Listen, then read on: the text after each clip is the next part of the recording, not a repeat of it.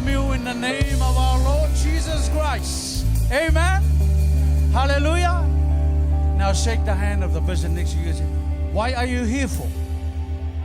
Amen. Ask him, why are you here for? Are you here just for the sake of coming to church? Amen. Or are you here to worship the Lord? Amen. Hallelujah. That's why we're here. Amen. We are not here as spectators. You know, we are not here just to watch and see what's going on here.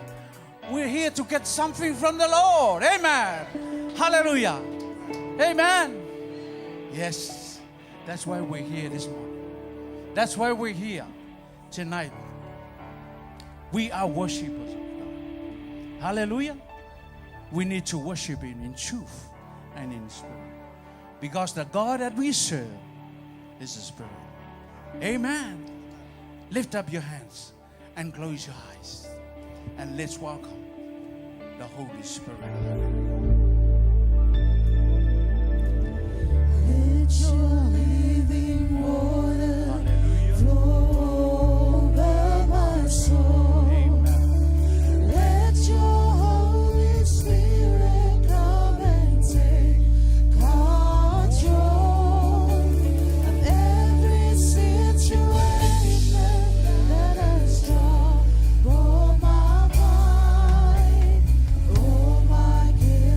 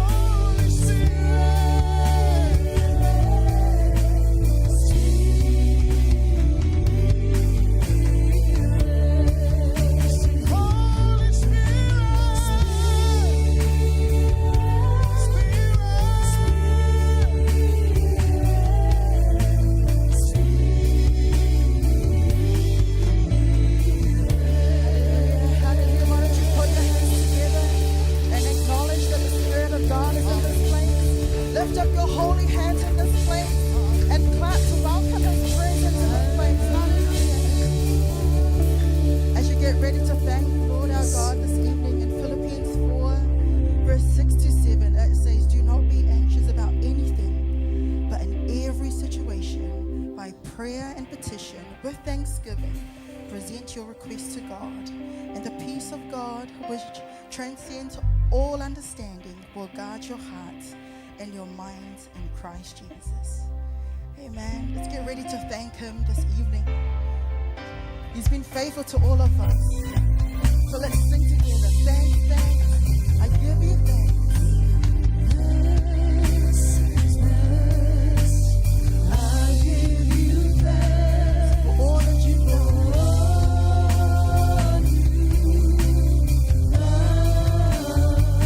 I am so blessed. My soul has found rest. Oh Lord, come on, feel this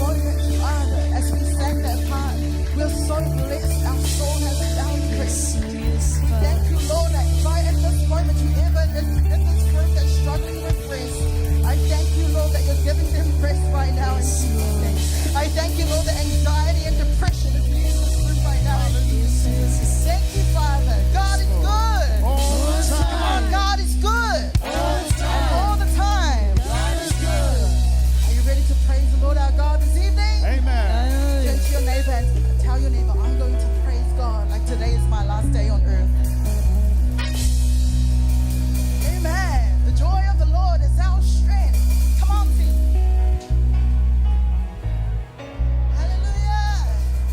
I've got joy, joy, joy, joy, oh joy, joy, joy, joy overflow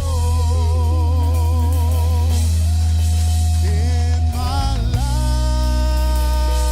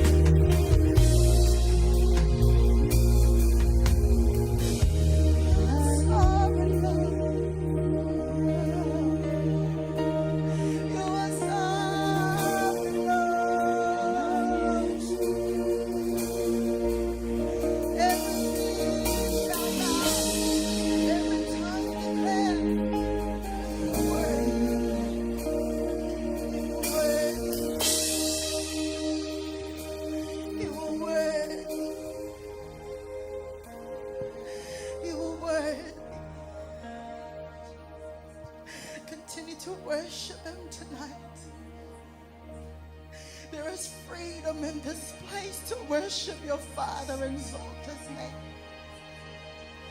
Feel free to bow down and exalt him. Jesus.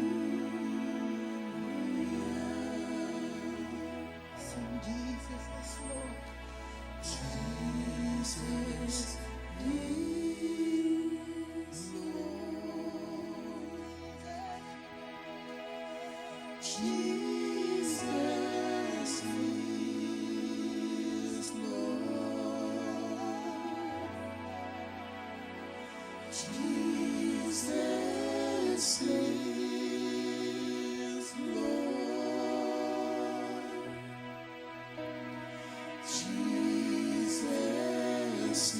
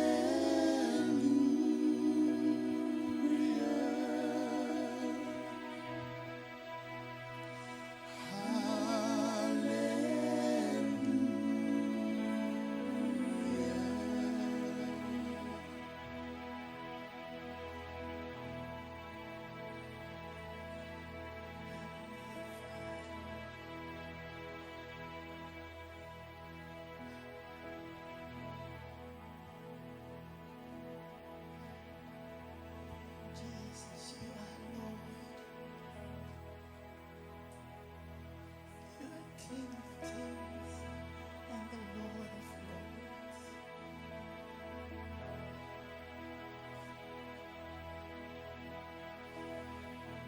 You are sovereign. You are mighty. You are worthy. You are holy.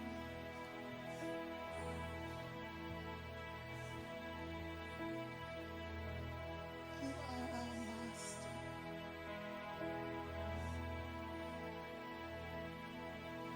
And you are our Father.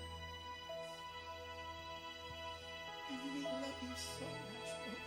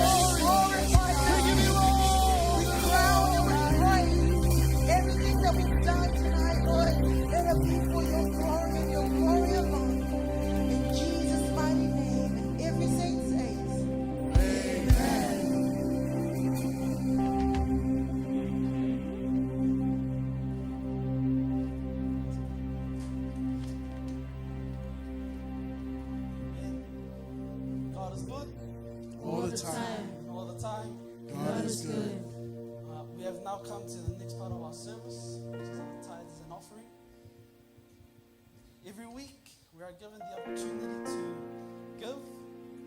We are given the opportunity to sow into God's kingdom. We are also given the opportunity to plant a seed into this ministry. Tonight, I've got a challenge for us all. I want to challenge us by testing God.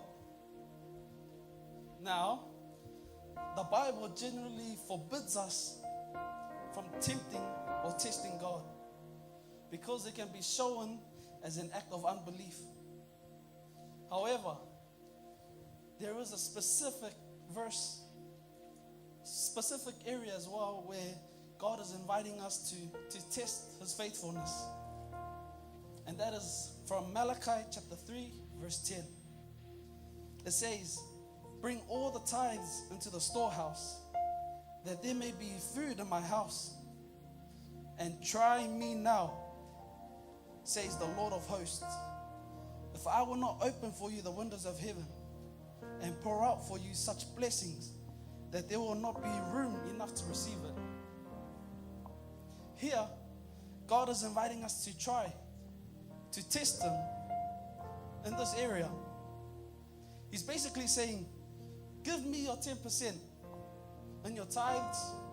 Give me your 10% in your time. Give me 10% of your everything. And watch me. Watch me bless you and open up the windows of heaven.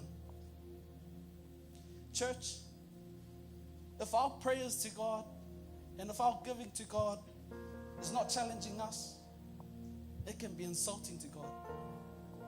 Here's what I mean.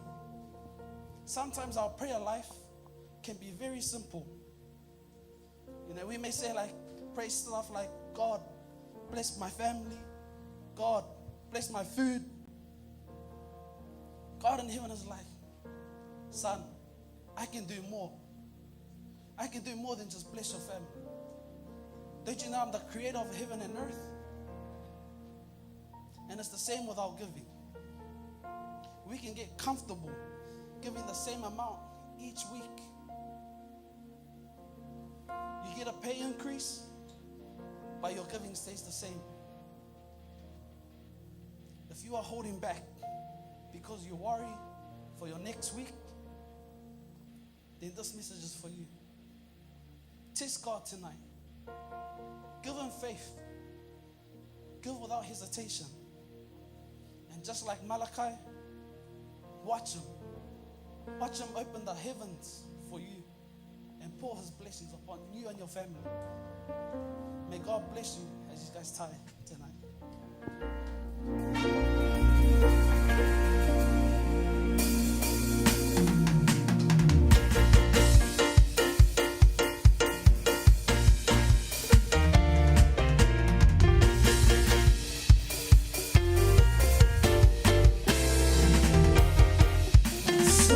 Let's magnify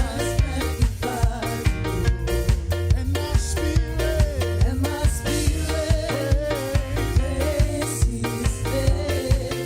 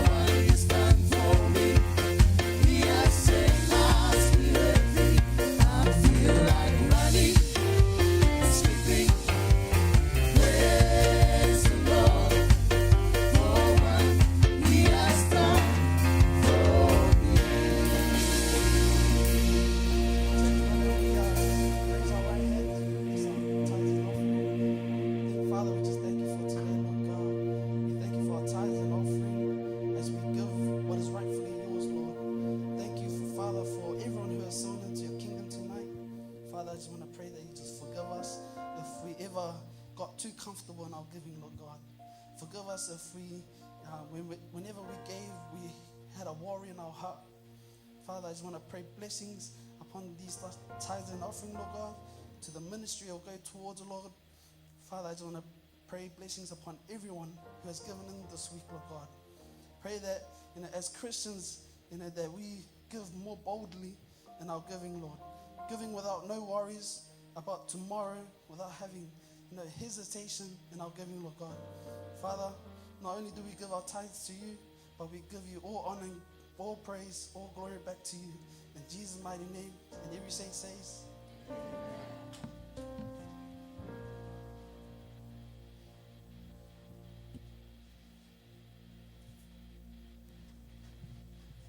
Hallelujah. Can you give a hand for the Lord tonight? Turn to the person next to you and shake the hand and say, hey, I'm so blessed to see you here. I'm so blessed to see you here tonight. Good to see your lovely faces. Hallelujah. Hallelujah. Again, I would like to say thank you very much for coming tonight. It is a blessing to see you all in the house of the Lord tonight. Amen.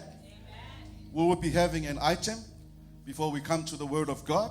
So give your hand for the worship team. Hallelujah. Hallelujah. Thank you. Thank you for your hearts to the Lord. And I'd like to call upon the boys. Please come up. Line up and get ready for your item before I finish. Hallelujah.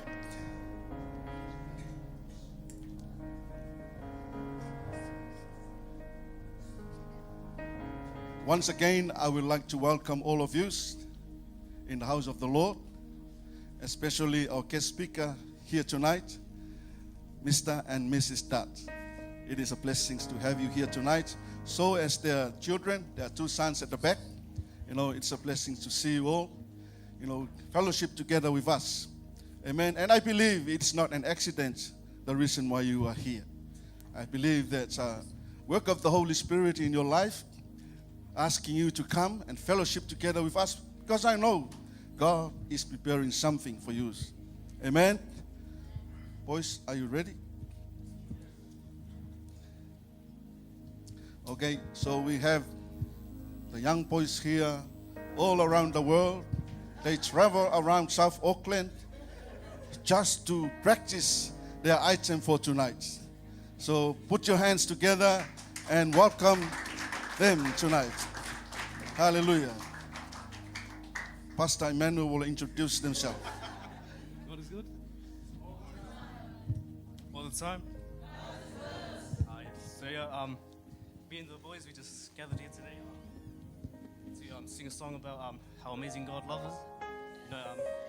It's so amazing that His love is that He came down in human form, and He shed His blood in the cross for us. He didn't have to, but He did.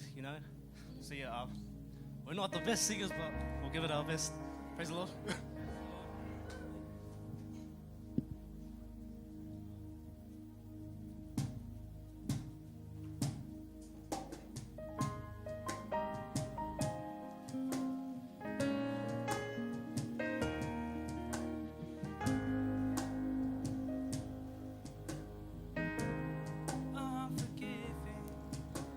Because you were forsaken,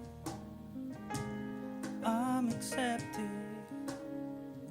You were condemned, and I'm alive and well. Your spirit is within me, because you died and rose again. I'm forgiven. Because you were forsaken, I'm accepted. You were condemned,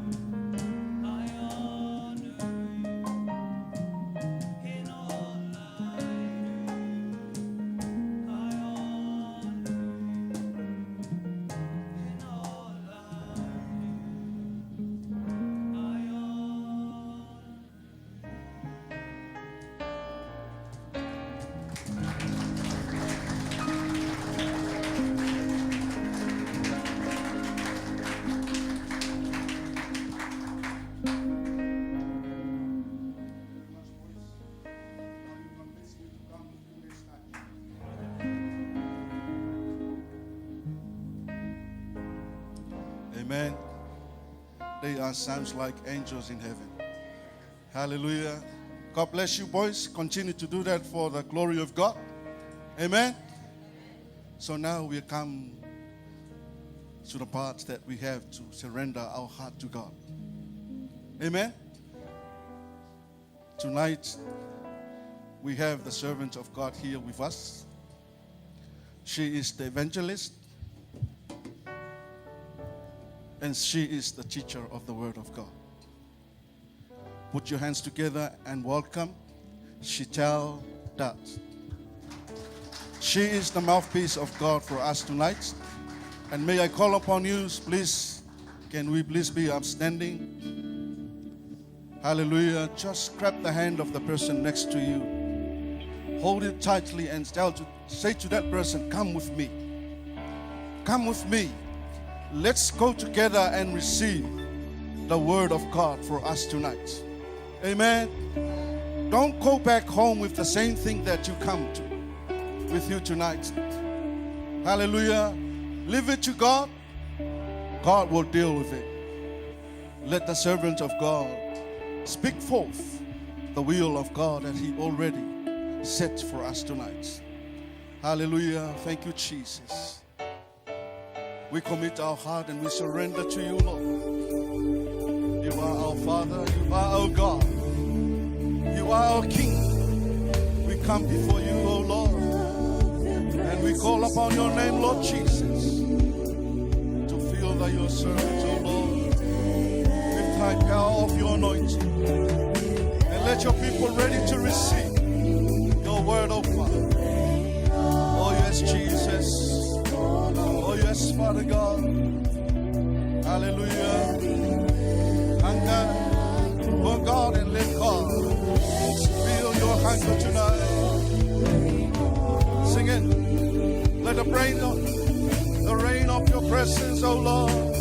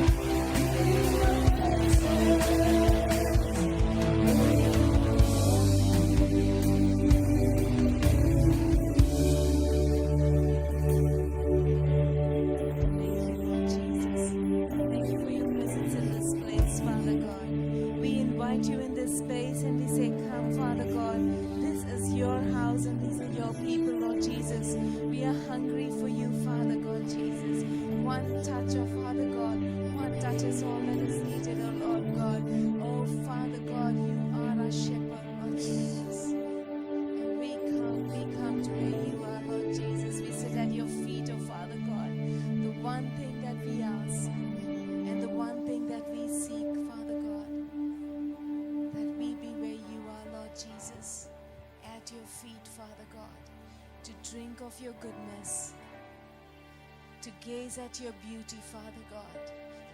Oh Lord, to be, oh Lord Jesus, a gatekeeper at your tent, Lord Jesus, is so much better than to be anywhere else.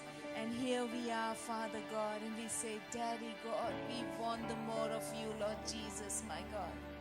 We empty ourselves today because we want you to come and fill us up, Lord Jesus, to the brim and to the overflow, Father God, Jesus. God, fill us afresh, Lord. Release something new over us, Lord Jesus. Oh, Father, prepare the soil of our heart, Lord God. Open up our ears, Lord Jesus, that we get to hear your voice, oh Father. Speak to us, Lord God, because we want to know what is on your heart, Lord Jesus. Lord, we are here because we want to be where you are, in your presence. So we honor you, we bless your name. We say you are the King of Kings, you are the Lord of Lords, the Alpha and the Omega, the beginning and the end, Lord Jesus. You once were dead, but you now hold the keys to death and Hades, oh Father God. And what an honor and a privilege it is that we get to call you Abba Father. That, Lord, you said you have given us the privilege to be called your children. And so today we stand in that authority, Lord Jesus. We raise ourselves up, Lord God, and we say, we are a royalty. We are a chosen generation, Father God. Our names are written, Lord Jesus, in the book of life, Lord God. And we stand here saying, oh, Father God, Jesus, now reveal to us what is on your heart, because we want to partner. We want to go about your business, God. So would you release, Lord Jesus, refreshing over every single one of us, Father God. A fresh anointing, Lord Jesus, baptism of the Spirit, Lord God, and just a heart, oh Father God, to know the more of you. We honor you, we bless your name, Lord Jesus. In Jesus' name we pray. Amen. Amen. Good evening, church. What a powerful time of worship it has been. I was lost completely in worship. It actually felt like being in the courts of heaven. It was so beautiful. Amazing. At one point during the worship, I started to get this beautiful fragrance. And I was asking, Lord, what is this fragrance? It was typical flowers that we find in India. And I was like, this is so beautiful smell. And I just felt, can I ask the boys to please, to the ones who sang and the boys who were in worship, please? And I just pressed in and I asked the Lord, what is it, Lord? And I just felt the Lord say, that as each one of us, we were breaking ourselves. You know, it was something that was breaking inside of us. And I just felt was that fragrance that was getting released. So if you're broken today, if you feel something is breaking inside of you, you rejoice, because you know what's emanating out of you is what you're filled of, which is His presence. Can I get the boys who did the worship? Can you please come? You sang the songs, and just all the boys and who were in worship, if you could just come in the front, if you could just stand here. As you were singing, please do come. If you've been in any form or shape involved tonight, please come. This is a mother's heart speaking. You have no idea the amount of pride I was feeling when I was sitting there and watching you young men stand there, worship, lift the name of the Lord. Do you know, when we see that, there's so much burden that is off our shoulders, because we know the next generation is sorted. So I want to actually thank you. Thank you for setting your heart on Jesus. And especially you 4 boys, when you were singing, and when you started the song, the thing that kept showing me was David worshiping in the fields. Not doing it for the world, not doing it for anything, but David would just sit with the harp and worship. And I just felt that anointing upon all of you. And I just want you to know and believe that God has got a plan and purpose for every single one of you.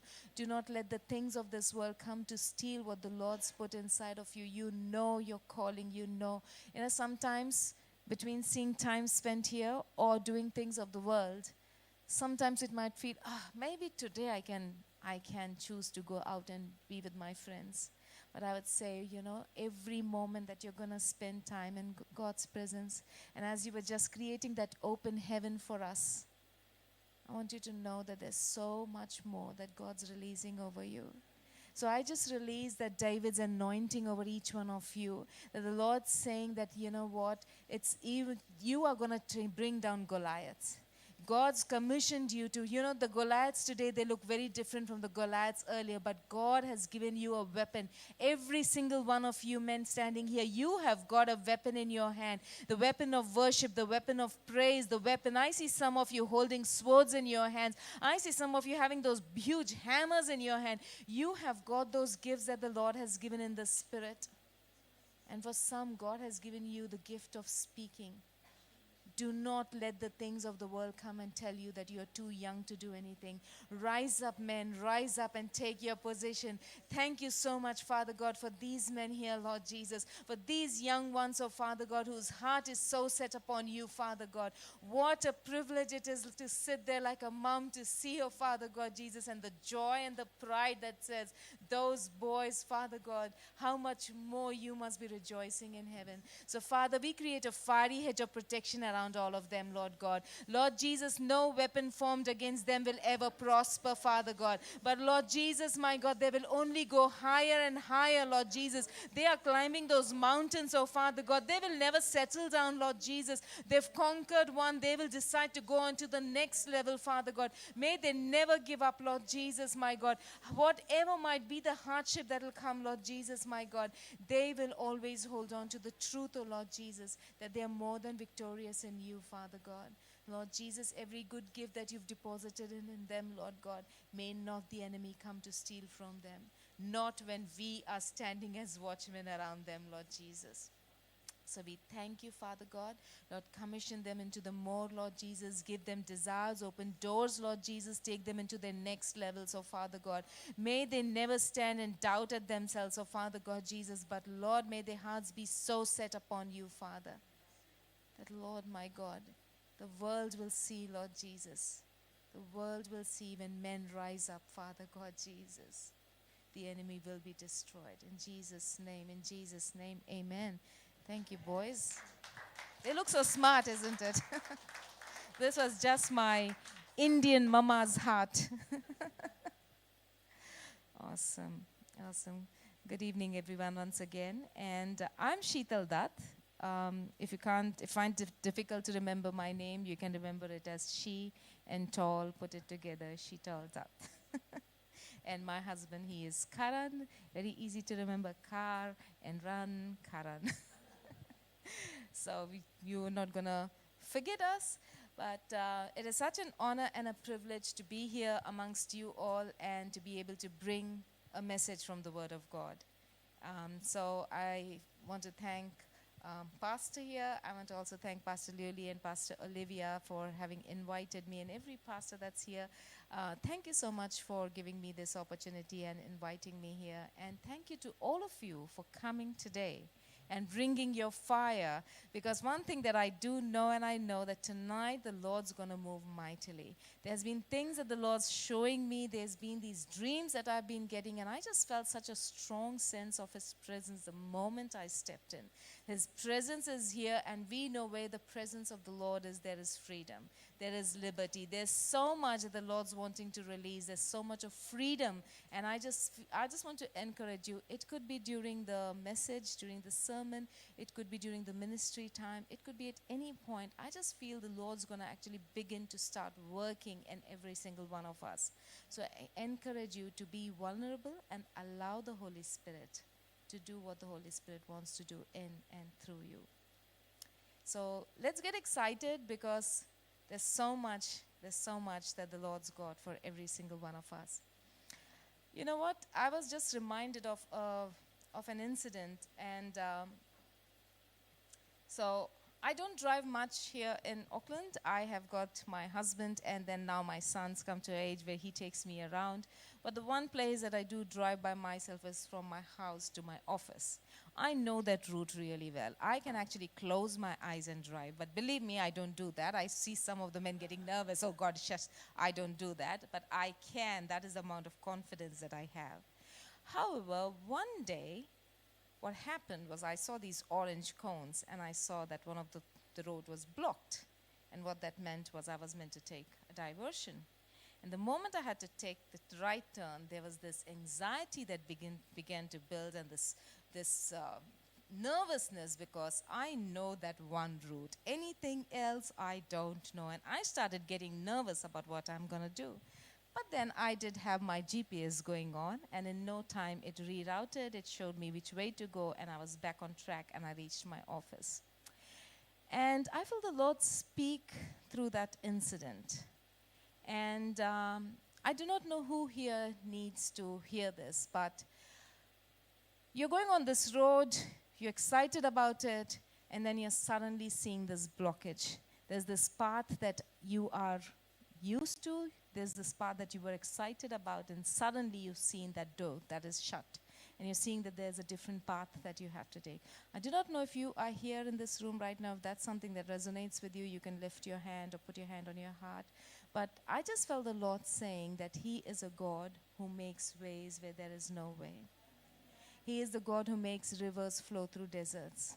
So if you're thinking that, the path that you were wanting to take, and there's this sudden diversion that has come, and you're feeling anxiety, you're feeling that, oh, but I'm not prepared, this is a sudden shift, I want you to be so encouraged today that He is a God who will step in and He will turn things around for us. So put your trust and your confidence. He is our GPS. He's the one who redirects, reroutes, and takes us to the right path. So I just pray that if you are here in this room, that the Lord's releasing His supernatural peace over you. You will know, and you will know that you don't have to worry. There's this connection and there's this voice that's immediately going to tell you which way to go. And even if it's a different destination, you are going to enjoy where God's going to take you. So if that is you, please receive that in Jesus' name. But for tonight, I thought it would be a great message because we see so many young ones around here. How are we going to navigate in faith in the secular world? The world, if you look around you, has got so many things. How are we going to navigate? How are we going to still walk a walk of faith in this secular world? So it's a very simple title for you to remember. God's calling you to be the GPS. Not the global geopositional system or whatever it's called. He's calling you to be one who's guided and positioned in His presence in a secular world. So G is for your being guided, P is for being positioned in His presence, and S is in the secular world. The Lord's calling us to be a GPS, not just so that we can walk in the right ways, but there must be somebody else sitting in our car and to be able to guide them and lead them in those right paths. There are people around us, they are friends, they are family, they're constantly looking at us. How can we be those people who will guide and position people in God's presence? So I'm going to start with where the Bible starts, which is Genesis chapter 1. So if you've got your Bibles, just turn to Genesis chapter 1. Very, very interesting chapter, isn't it? Verse 1, it says, "In the beginning, God created the heavens and the earth." Verse 2, it goes on to say that now earth was formless and void, and there was darkness covering the surface, and the Spirit was hovering over the surface of the water. And then in verse 3 is the most exciting statement that God made, and He said, "Let there be light." And the moment He said that, we know that it was followed by amazing creation that the Lord made. He created, He's the land and the seas. He created the fish and the birds. He then created the stars, the sun and the moon. He created the vegetation and the plants. And then we go to verse 27, where He said that let us create mankind in our image. And in the image of God, He created them, male and female. He created them all. We are all created in God's image. And we know that from dust, God fashioned Adam. And He made Adam. What happened next? He put Adam in the Garden of Eden. And He gave him very clear instructions. We read that in chapter 2, verses 16 and 17. God gave very clear instructions to Adam, and He said, "You can eat from any tree in this garden, but you should not eat from the tree of the knowledge of good and evil, for you will surely die." There was a consequence to it. And then we go on and we read in verse 18, and God says, "Oh, it is not good for man to be alone, so let us make a suitable helper for him." And then He made Eve. Now, everything was going well till we reached chapter 3.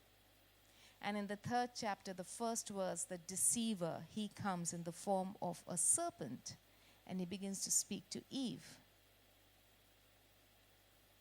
Now see, the deceiver, he does not come with a very blatant lie. He distorts the truth. He didn't come with a blatant lie, but he comes to Eve, and if you see verse 1, it says that did God really say? Did God really say not to eat from any tree in the garden? He distorted the truth. I so wish that Eve would not have chosen to respond, but she did.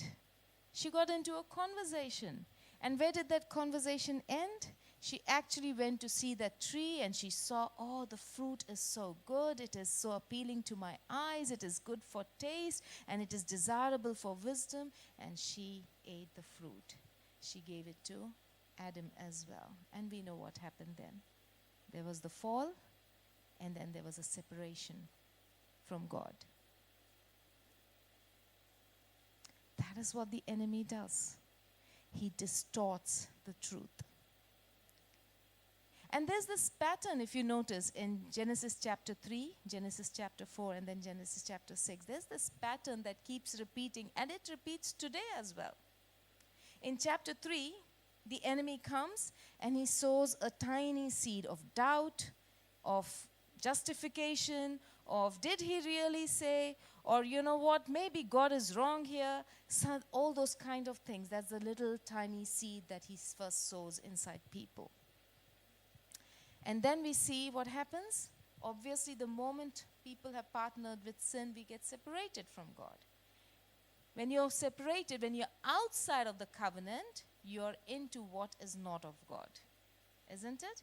And so comes these emotions of anger, hatred, bitterness, all these comparison, jealousy. And that's what we see in Genesis chapter 4 as well, where we see the first murder. Cain killed Abel because he was so much of jealousy that overtook that God accepted Abel's offering.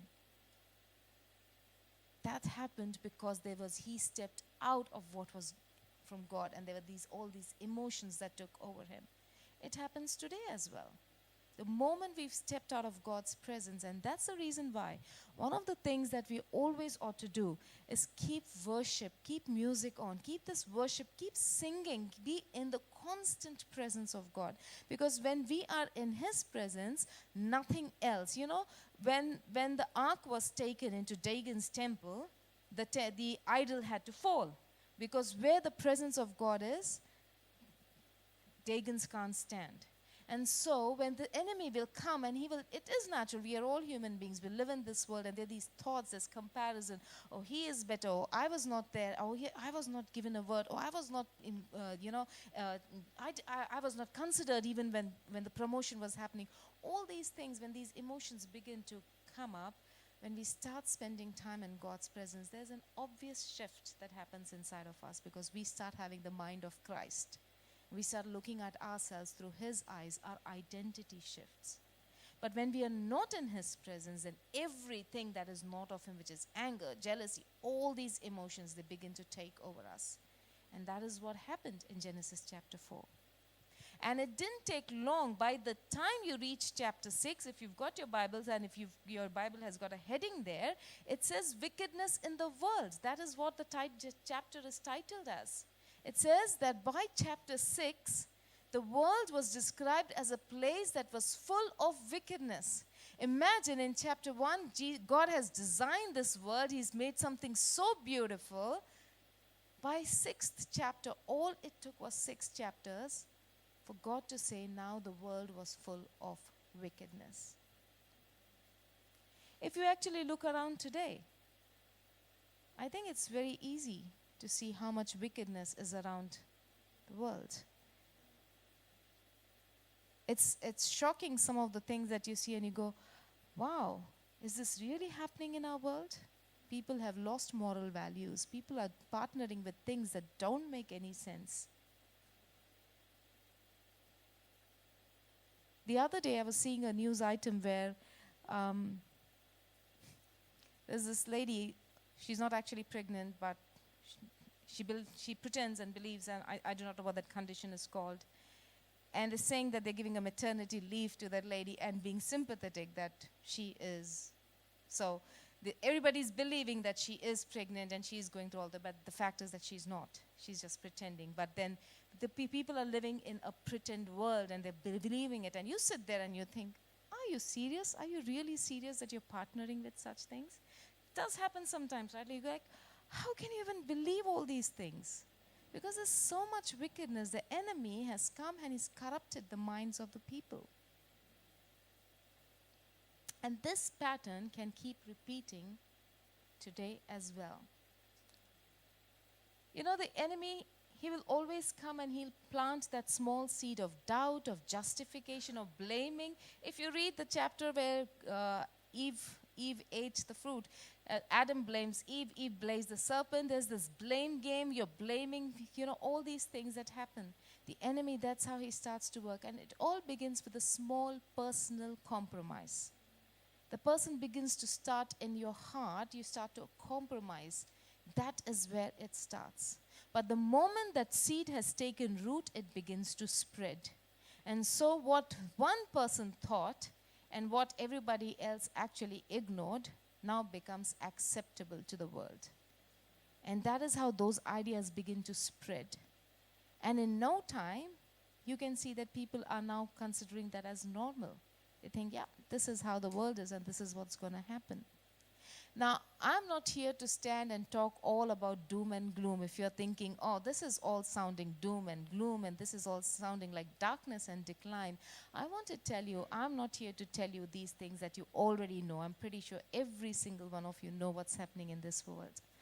I am standing here to bring a message of hope because that is what the Word of God does. It gives us hope. It gives us life. It equips us to get prepared for a time such as this. We are called to be those wise virgins. We're called to be prepared, ready for His second coming. And so, I want to encourage you that if you see in that same chapter 6, verse 9, it just talks of a man. His name was Noah.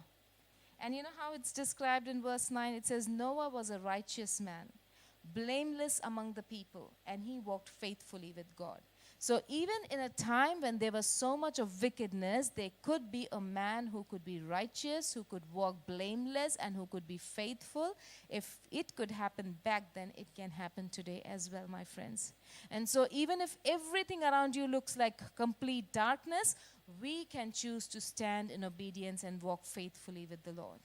And that is what my message is tonight. Like, how can we press in? How can we push past everything and encourage each other and keep running our race well? That is where I'm wanting to take this tonight. Because it's so important to remember that we are in this world, but we are not of this world. Yeah? Our citizenship is up there in heaven with Jesus. God is not asking us to survive difficult times. God is asking us to rise above those difficult times. He has equipped us. He has called us. If you see in Ephesians, he has clearly said that we once were dead in sin and transgressions. That is the truth, because we all lived in accordance to the ways of the world. We all gave in to the gratifications of the flesh. We all did the things that did not bring glory to God. We read that in Ephesians chapter 2. And then it says, but God, who is rich in mercy and abounding in love, what did he do? He raised us up from the dead. And where did he seat us? In heavenly places with Christ. That is where our identity is. Yes, we once were dead. And unfortunately, all our brothers and sisters out there in this world who are still living according to the ways of the world, they are dead in sins and transgressions. But we are called to be those people who draw them into the kingdom. Because God said he does not want even one to perish. That's the biggest mandate he has given us, to go out and preach the gospel so that we can draw people into his kingdom. But Isaiah chapter 60, verses 1 to 3, I just love that. And if you have your Bibles, you could turn to that. But Isaiah chapter 60, verses 1 to 3, it says, "Arise and shine, for your light has come, and the glory of the Lord rises upon you."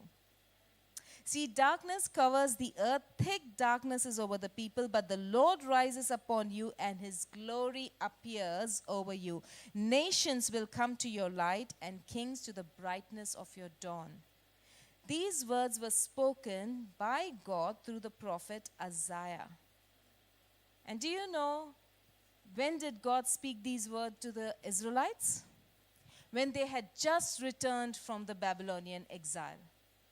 They had come to see the Jerusalem completely destroyed. The city walls were broken down. The temple was burnt. There was destruction and defeat everywhere. So they came back to see their city completely destroyed. What they're seeing is destruction. The walls broken. The temple was burnt. You can imagine what was their frame of mind. Imagine in that moment, what is God telling them? Arise and shine, for your light has come. You know, when you're looking in the natural and you might see everything around you in darkness, you might see that I can't make sense. Everything that I'm seeing is destruction. And if you sense in your spirit the Lord is saying, arise and shine, you better arise and shine, because that is what the Lord's saying. He does not wait for situations to change. He does not wait for your mindset to change. He speaks in that moment and he says, I am the Lord. I'm saying you to arise and shine. That means we arise and shine. And he did not stop there. He went ahead and he started prophesying over this nation. This nation that has just come out of a Babylonian exile. And he says, nations are going to come to your light. Today, I do not know who here is feeling that, oh, is the Lord speaking about me? Today, I want to tell you, as you are going to rise and shine, people are going to get drawn to you. He's going to take you into those higher places. He's going to take you into those places where he's going to exalt your head. He always says, I will exalt your head in the midst of your enemies. So get excited for your season, because your season is going to shift. But there's something that is required that's called obedience. I'm not sure how many of you have been in a valley and in darkness. I tell you, right now to say amen is easy, but when you are in that valley and you hear the Lord saying, come on, arise and shine, you will actually sit there and debate with the Lord and go, do you see what I'm going through? In this moment you're asking me, do you see my medical report? It has got cancer written on it. Do you see that? How can you asking me to arise and shine? Can you take your eyes off those things and start put your eyes on the one who's created you, the creator of heaven and earth, and say, I'm going to arise and shine. I do not care about the medical report. I do not care about the facts. I believe what the word of God says. If he said, I am healed, I am healed. If he said, he's my provider, he's my provider. If he said, arise and shine, I will arise and shine. Do you know the Hebrew word for arise and shine is kum? It is not simple word like saying rise up. Yeah, come on, rise up. That's not what it means. It means come on now, rise up in the authority that I have given you. It is like a war cry where you're not able to, but you are going to rise up and say, I am going to run this race one more time. I have been in those valleys, my friends, and I know what it feels like. I'm also guilty of going, God, I'm not having the strength to rise up and run. But I'm grateful. He's a loving Father. He nudges. He does not give up till we rise up and we shine. And so, when you see everything around you in darkness, when you're seeing people going wayward, when you see your own family members partnering with things, when your heart is breaking, I want you to still declare over that and say, I'm going to arise and shine. Because nations will come to my light, because that is what the Lord said. You know, this mandate of arising and shining, it does not end in the Old Testament. You see that again in the New Testament when Jesus in his teaching in Matthew chapter 5, verses 13 to 16, Jesus spoke these words again. In Matthew chapter 5, Jesus, and verse 13, he said, you are the salt of the earth. But if salt loses its saltiness, how can it be made salty again? It is no longer good for anything except to be thrown out and trampled underfoot. You are the light of the world. A town that is built on a hill cannot be hidden. Neither do people light a lamp and put it under a bowl. Instead, they put it on a stand, and it gives light to everyone in the house. In the same way, let your light shine before others. Turn to your neighbor and say, let your light shine. So let your light shine. Yes, Lord. We say yes to it, Father God. We declare our light is going to shine, Father God. Your light is going to shine in and through us, Lord Jesus, so that others may see the good deeds and glorify your Father in heaven. Who are you? You are the salt of the earth. You are the light of the earth. I am the salt and I am the light. We should be able to say that proudly. We shouldn't doubt it. We shouldn't go, me? Am I the salt? I am the salt. That is the fact. If I have the Spirit of the living God inside of me, I am the salt. If I have the Spirit of the living God inside me, I am the light of this world. Because His word says that. There are no conditions attached. There's no condition. It just says, you are the salt of this earth. That is who we are. My friends, salt throughout the scripture has got great value. Throughout. Whenever God has established a covenant, He has done it using salt. If you turn to Leviticus chapter 2, verse 13.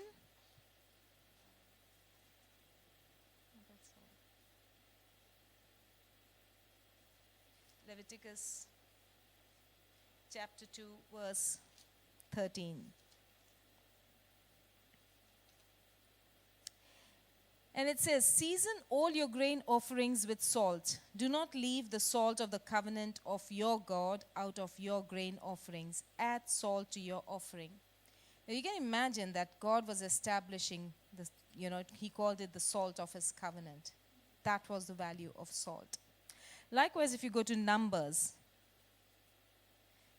chapter 18, verse 19.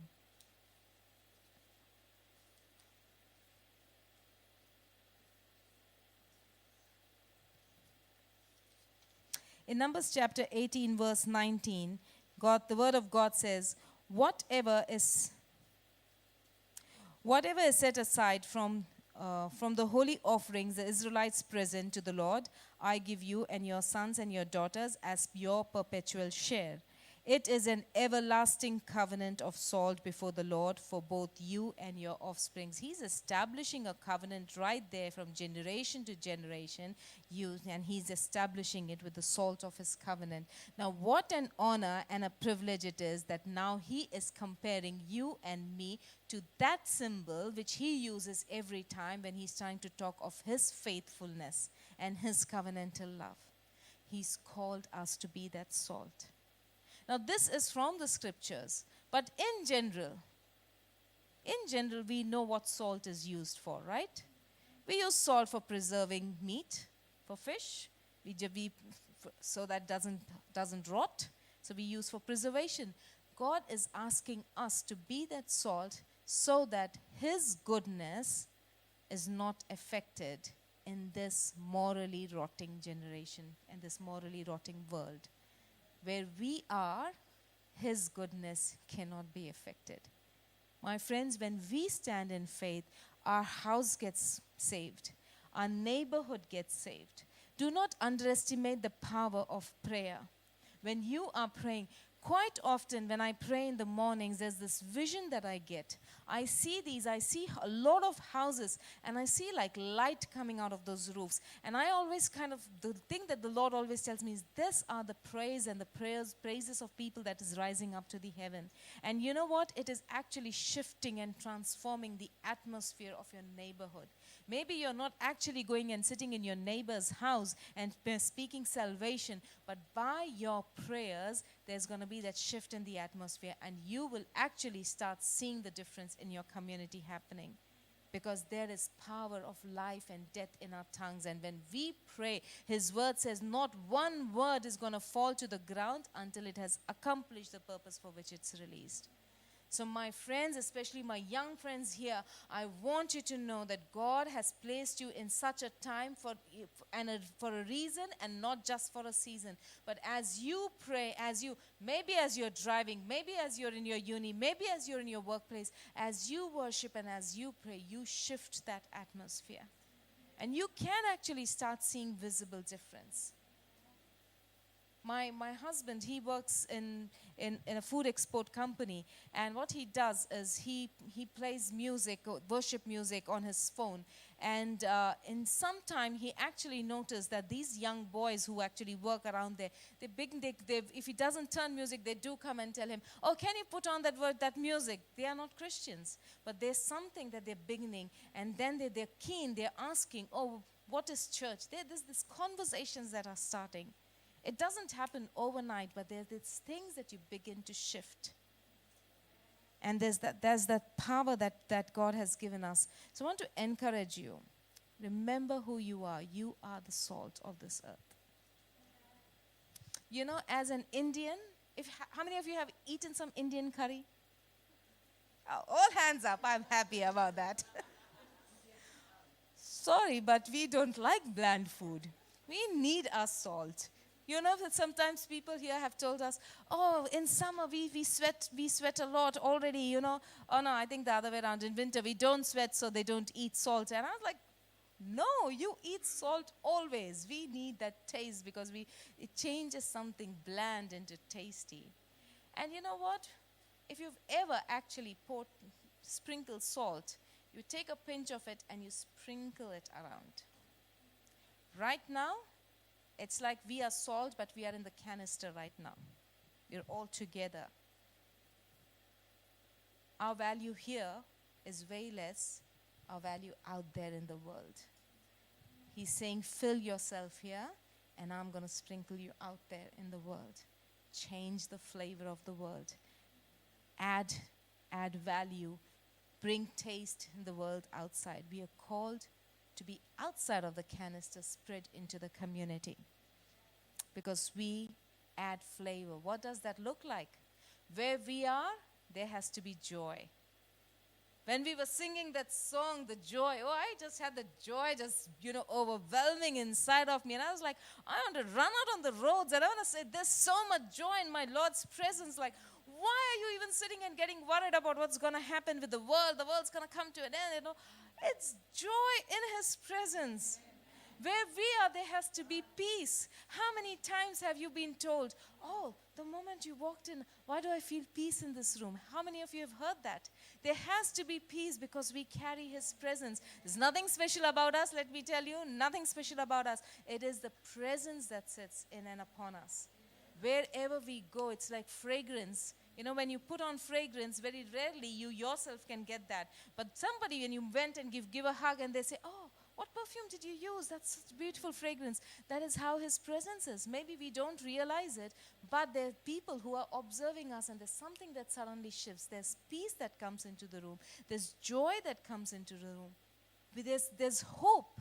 We are called to be people who bring hope, confidence. This is what is called as adding flavor in the lives of people. But what's interesting is that when God called us to be the salt, He then said, but what worth is it if salt has lost its saltiness, except to be thrown out and to be trampled underfoot? And it made me think, oh, does salt lose its saltiness? Because again, in an Indian household, we always keep little things, for that day when we might not have salt in the house. And I found a packet which was like very, very old. And the salt tasted salty. It didn't lose its saltiness. So it made me wonder, what did God mean when He said that, but if salt loses its saltiness? My friends, the only time salt can lose its saltiness is when impurities come and mix in it. And in ancient times, that is what used to happen. There used to be other minerals and other things, and that's when it used to become of no value. So when the things of the world will come, and that's why He says, and I want to say to the young generation here, stand guard. the enemy, he is like a roaring lion. I just don't like to call him. He is a rat to me, but that's a word of God says. He's moving around like a roaring lion, but he is but a puny rat. But he is around. He's crouching. The word of God in Genesis 4:7 says, sin is crouching at the door, ready to jump upon you, pounce upon you. The moment you give a little chance, sin is going to come and take. Impurities can come into our life without realizing. And we never know when that finds root and when that becomes our identity. So be on guard all the time. But then there is also a second way that salt can lose saltiness, and that is when you pass electricity to salt, and then chemically the bond breaks. So inherently, salt cannot lose its saltiness. If I am the salt of this earth, I will not lose my saltiness till I partnered with something that's come and broken my relationship with God. When I became so engrossed in the things of the world, when I knowingly go and do all those things that my Lord has said I'm not meant to do, my connection with God has broken. That is when I lose my saltiness. When I allow the things of the world to come and I start partnering with all the impurities, that is when I lose my saltiness. But my inherent nature of being salt cannot leave me. And therefore, imagine that one small speck comes back into the canister, it will be called salt again. And that's why we need community. That's why we do life together. We are called to be the salt.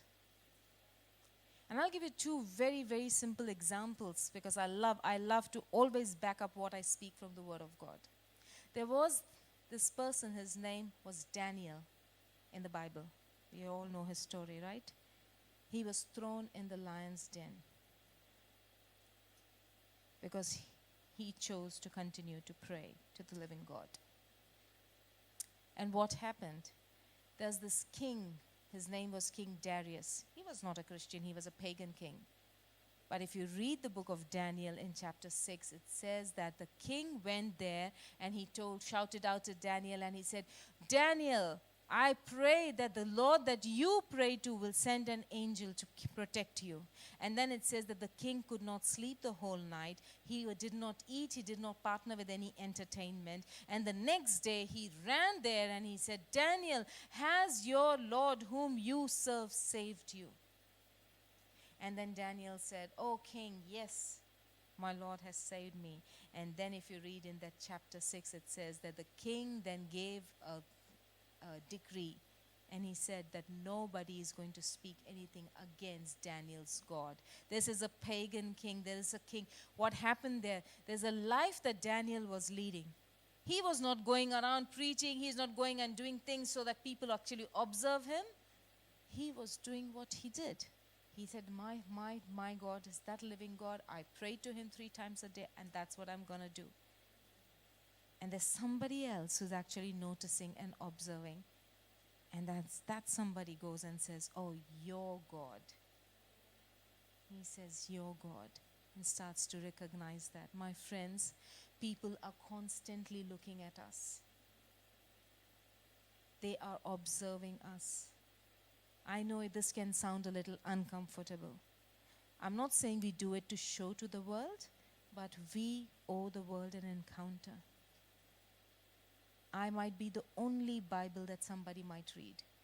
And how I live my life, how I behave, how I handle situations will actually speak a lot. And I'm going to give you a very, very classic example of that in a short while, of how somebody's life can transform. And that's why how we live our life definitely matters. The other example is Shadrach, Meshach, and Abednego. We know of their story as well. They said, we are not going to bow down before any statue, and they were thrown into the fiery furnace. And then we know that there was a 4th one in the fire. Do you know who noticed that 4th one? It was King Nebuchadnezzar who witnessed the miracle of seeing the 4th one. It is King Nebuchadnezzar who threw them into the fire. He is the one who says, oh, who is that 4th one in the fire? And then the same thing, when they come out, and he says, he says the same thing. He releases a decree and he says that nobody is going to speak anything against the God of Shadrach, Meshach, and Abednego. Just imagine for people to say, oh, you know what, we honor the God of the God that Sheetal worships, or we honor the God that Pastor worships. Because our lives will become such a testimony of his goodness. We are called to be the salt of this earth. We are also called to be the light. We are called to bring light, to bring hope where we go. Because that's what light does, isn't it? What is actually darkness? Darkness is nothing by its existence. It's the absence of light. That is darkness. Where there is no light, there is darkness. But even the smallest burning ember can be seen in darkness. Darkness can never overtake light, but the smallest burning ember can light up at least some part of that darkness. And you know, sometimes being the light can be challenging as well. Because light reveals, right? Light makes things which we may want to be hidden, comes into open. And it might be uncomfortable. But I want you to visualize it like this. Imagine that you walk into your kitchen and it's dark and you turn the light on. The moment you turn the light on, you're seeing lots of cockroaches on your floor. Has anybody had that experience in life? No, I had that. I had that experience. I just dislike it if I have to ever go into the kitchen and I see cockroaches. But then, does that mean that, because I saw the cockroaches, I'm going to turn the light off and I'm going to run away from there? No. I just put my sandals on and I squish and squash every cockroach there. And obviously the next day I'm going to do the cleaning. And I'm going to see what was it that brought all these worms out. Now that is exactly how it is. Maybe sometimes you see when the moment you are in the light, there are certain things that will come to the surface which are ugly to look at. And you might go, oh, I don't even think this is a part of my life. You don't have to turn the light off and run away from it. We can face those giants. We can face those problems. With Christ, we can squash them, because the word of God says, where's the place of the enemy? Right under our foot. He's a defeated strength. God has given us the authority to trample the heads of snakes and scorpions. So every time the enemy comes and all these negative things start to come, we can nip them in the bud then and there. Because he's called us to be the light. And one of the examples that I want to give you of how important it is to be the light. And it is an appeal from the bottommost part of my heart. It is a humble request that I make. Would you please stand up to be the light of this world? Because my story, I do not know how many of you know it. Some of you might. But I was not born in a Christian household. Back in India, I was born in a non-Christian Hindu family. And as I was growing up, there were lots of things that, the enemy was lying to me. There were lots of things. There were lots of pressure. Very young age, I started to feel certain emotions, anger, depression, and all those things. And the lies that the enemy spoke, I started to believe it. And when all these things are happening in my personal space in my life, I remember one fine day, I hear this news that there was a missionary from Australia who had gone to India, and he and his 2 sons, they were burnt and killed. And there's this news that was going around everywhere. And as yuck that I feel about it, it was just a piece of news for me back then. It didn't mean much to me. Oh yeah, somebody got burnt. Oh, said very sorry about the 2 kids. But my own depression and my own hardships, they were so much bigger that this was just a piece of news for me. It so happened that I went to meet my neighbors, and they said that, oh, we are going out. And my neighbors were Christian. And I said, yeah. So they said, do you know where we are going? And I was like, no. And said, oh, we're going to a stadium because there's a prayer meeting. Now, I do not know all these things back then, okay, because I was not born in a Christian family, right? So I'm going, okay. And then so he said, oh, we're going to pray. You know the incident that happened about the missionary. And so my mind's thinking, oh, okay, so I'm thinking from my culture. Or maybe they're going to pray for the person who's died, for the souls, you know, to find peace. Because that's what they did as per my culture. You had to do. You have to do so many things. And that is when maybe you can get some peace. Maybe your soul might find rest. Or my culture says, the culture that I was born in says that, oh, you might be born as a lizard or a cockroach or something, you know. You have to have all these repeated births till you find your salvation. I was thinking, oh, maybe that's what they're talking about. And I'm happy that they asked that, do you know what we're going to pray for? And I said, no, I don't know. And they said, we are going to pray for those who burnt the missionaries, that God is going to forgive them. In that moment, I thought, whoa, my culture says, you threw a stone on me, I'm going to throw 10 bricks on you. What culture is this that you're actually saying that we are going to pray that God's going to forgive someone who's burnt and killed? I won't say that I got transformed that day, but that neighbor sitting right here, that's my husband. And today, you're seeing me standing in front of you. Something that made me go home and wonder, who is this God? What is he actually, why are people saying that if I follow this God, he's going to forgive? What is forgiveness? All these things that began, and then in my own journey, there were certain things that, you know, I partnered with, and the Lord saved my life. And one day, I find a Bible in my house out of nowhere. And that is where my journey began. Maybe I would not have picked up and read the Bible had not my neighbors spoken about the Lord.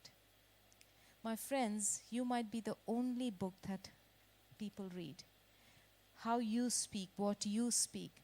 If that day, maybe people could go, oh, we're going out to come again later, this conversation would not have happened, and maybe I would have never, ever wanted to know who Jesus is. But to have that, somebody say, oh, you know what, and that was not preaching there, that was not leading anybody into a salvation right there, but it transformed somebody's light. You become light in that moment. So use every opportunity to speak the truth. It really shifted my mindset. That was how we were brought up. We thought that somebody hurts you, you actually hurt them 10 times more. Why would you pray for God to forgive? We were taught about revenge. And then to have that mind shift from revenge to understanding that we have a God who forgives. How beautiful is that? And so I want to encourage you that every moment you get opportunity to be the light, be the light. Because had not someone been the light, I would have been dead and gone. I would have been dead and gone, because that's what I tried to do. I tried to end my life because I felt I didn't want to. But today, I stand here and testify of the one true living God. And you never know who out there in this world, you know, needs that hope, needs that encouragement today. There is a God who loves you. There's a God who sees, his eyes are upon you. He has given his life, you know, he has taken sin upon himself and went on that cross so that we get eternal life. There's so much hope. And so we are called to be that light so that we can draw others into that light.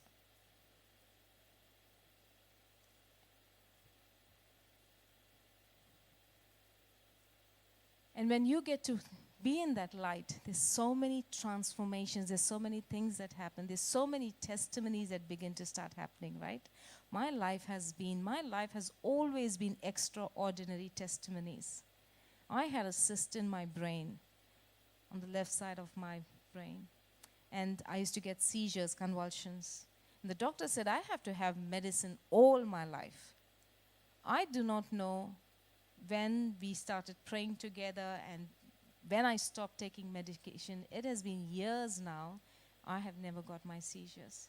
He's a God who will step in and he will turn things around for good. The doctor had said she needs to have this medicine all her life and she will not be able to. One of the side effects was that you would not be able to have children. I have got 2 amazing boys here. And it gives you joy when you can look at the enemy and you say, oh, you know what? This is what you thought for my life. Now you see what's happening with my life because I have got the grace of God on my life. He is a good Father. And I release those testimonies for you all. As you step up, as you say, I put my eyes upon Jesus, everything that is standing like a giant, everything that is standing like a mountain before you, everything that is standing and mocking you, I declare that you're going to rise above that. You're going to be more than victorious. Those will become your stepping stones in Jesus' name.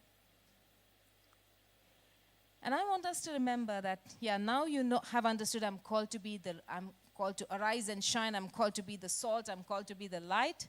I want to give you 5 very quick tips of how you can actually navigate into this world with faith. So say the word faith.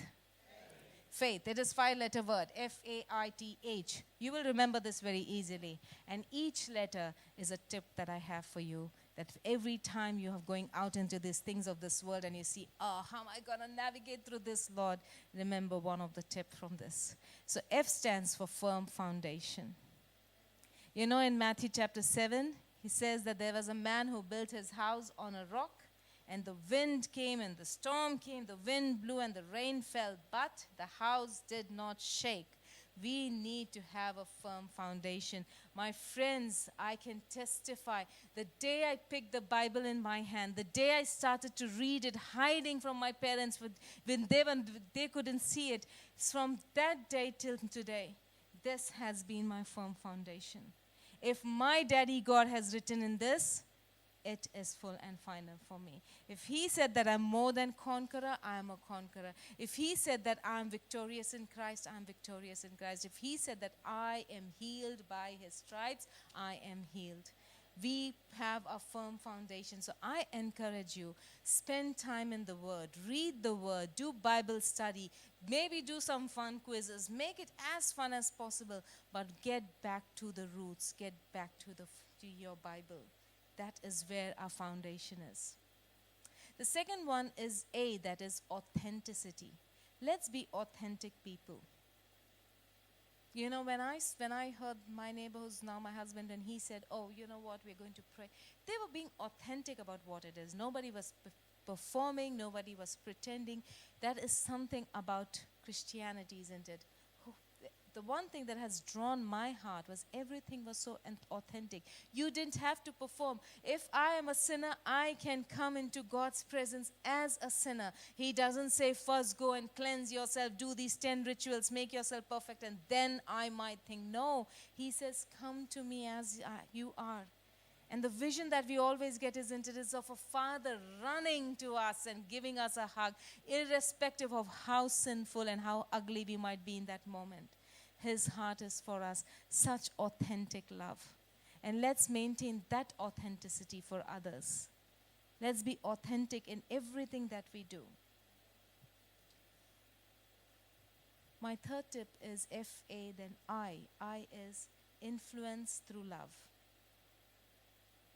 I think one of the things in this secular world that draws people is having a heart of love for people. You know, we cannot speak, even if it's the truth. I think when we love on them, we can draw them way better than speaking blatant truth. I'm not saying twist, I'm not saying be fluffy, I'm saying let's love people well. Yeah, that's what Jesus personified when he was at the cross. And he said, forgive them, Lord, for they do not know what they're doing. He didn't. He was the King of Kings and the Lord of Lords. He could have called fire from heaven and he could have said, prove it right now, Lord, destroy the whole. God wanted to do that. He wanted to destroy the whole earth. He could have said, do it another time. But he was there at the cross and he said, forgive them, Lord, for they do not know what they do. We know Stephen, when he was being stoned, and he saw Jesus standing, and that's what he said, don't hold this against them, God.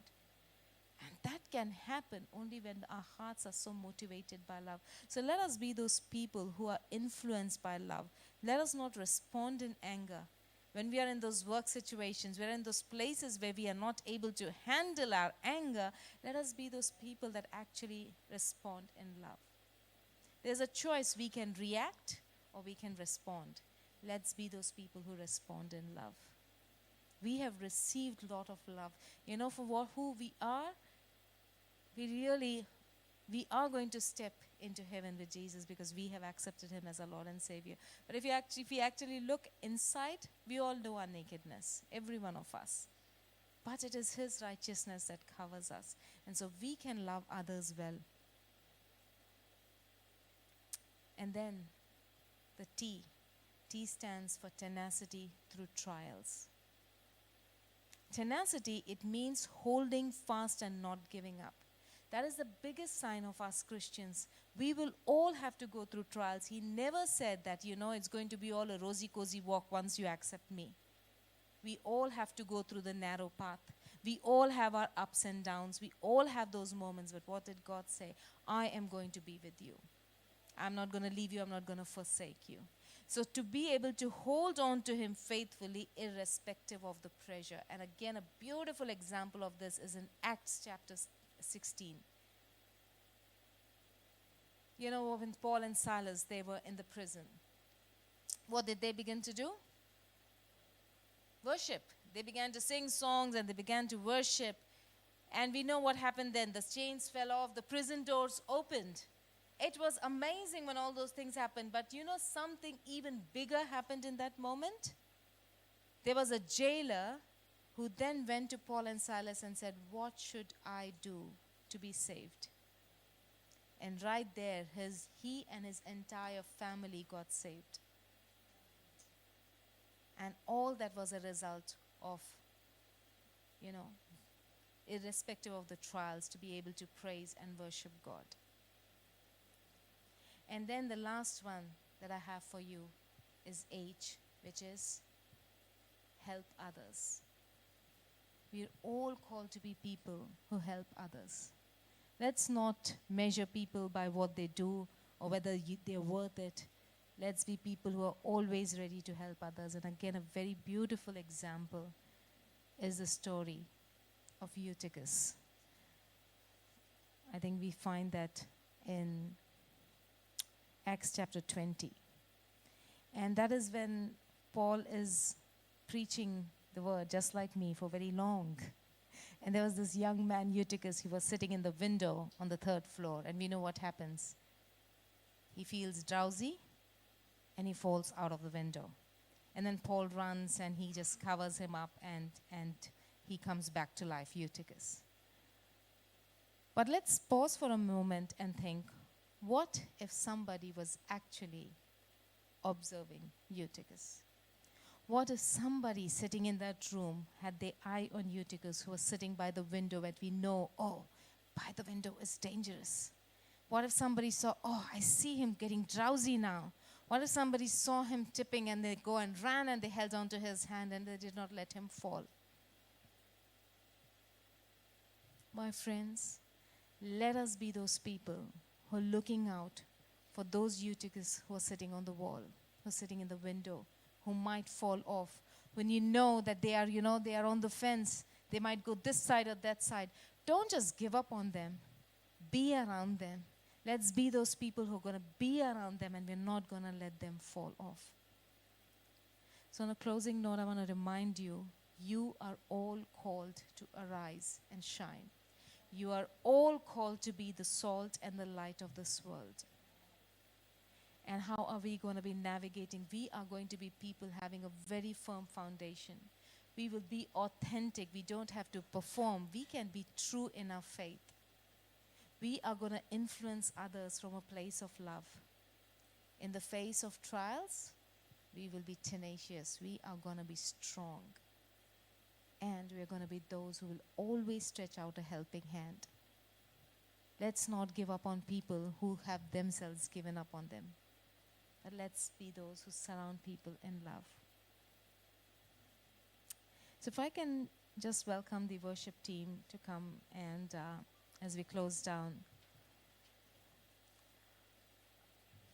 The one thing that I've been sensing is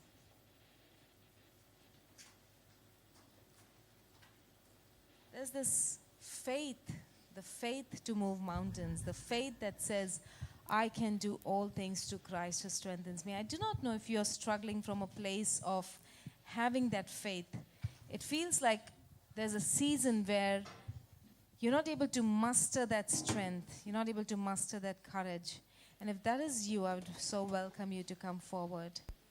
But if there's anything else that you felt during the sermon that stood out to you, if you're standing in the gap for a family member, then I want you to step out for the ministry time.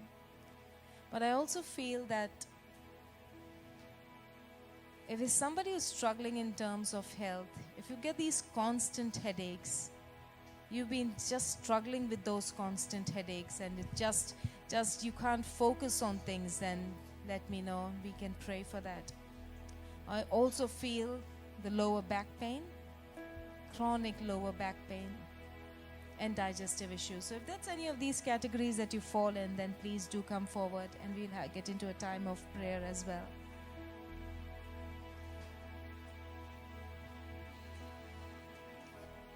I just want to speak the name of Jesus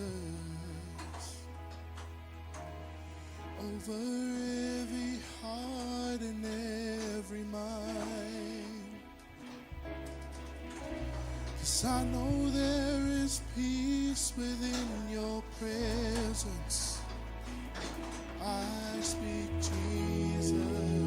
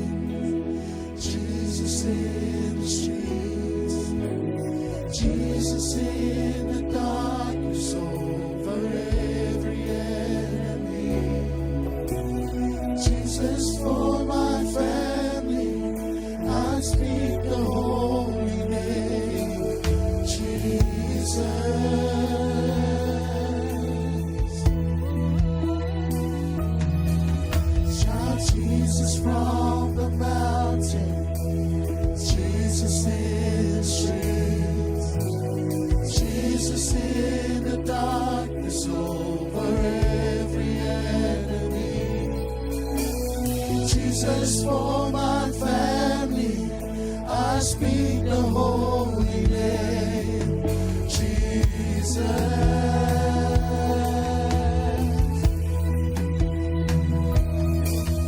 Shout Jesus from the mountain, Jesus in the street, Jesus in the darkness over every enemy. Jesus for my family, I speak the holy name, Jesus.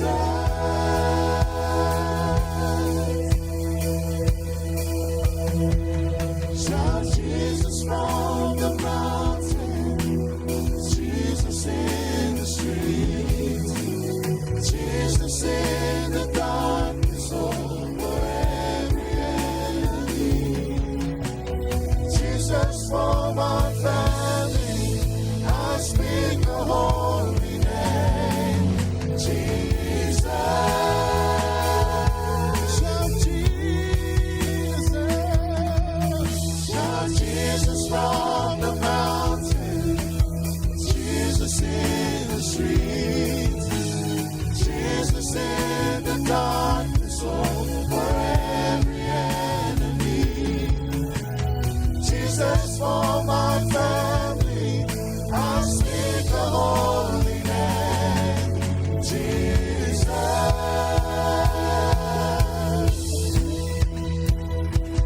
Your name is power, your name is healing, your name is life. Break every stronghold, shine through the shadows, burn like a fire. Your name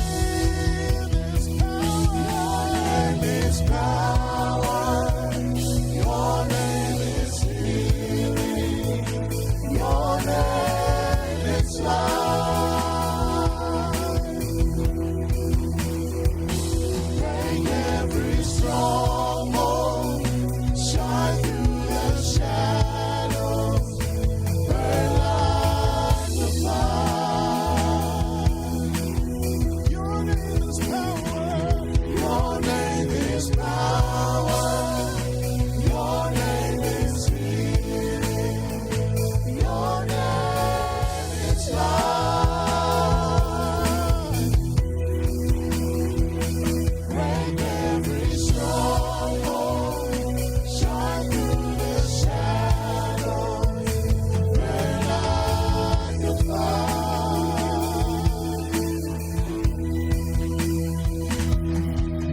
So Jesus from the mountain, Jesus in the streets, Jesus in the darkness over every enemy. Jesus for my family, I speak the holy name, Jesus. Come forward, come forward. Shout Jesus from the mountain, Jesus in the streets, Jesus in the darkness over every enemy.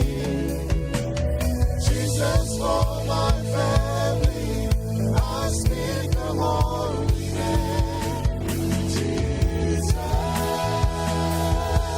Shout Jesus, shout Jesus, shout Jesus from the mountain, Jesus in the streets, Jesus in the darkness over every enemy. Jesus for my family, I speak the holy name, Jesus.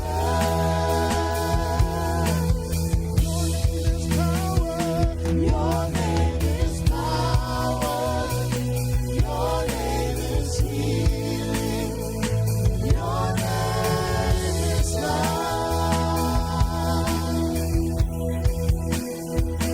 Break every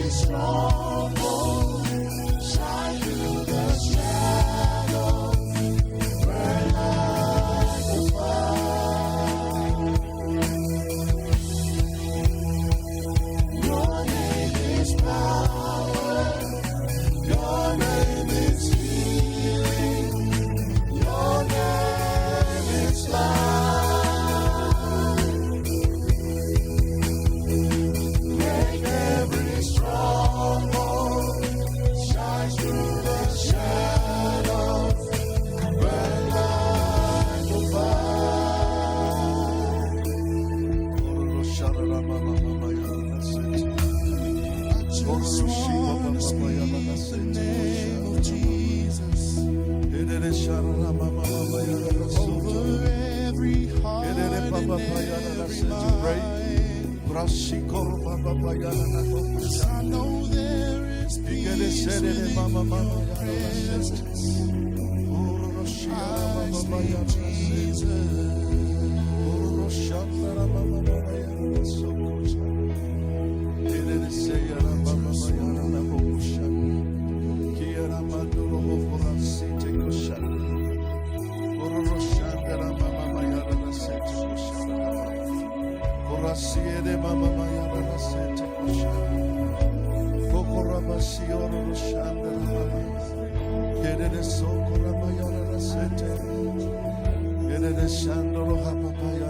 Stay connected.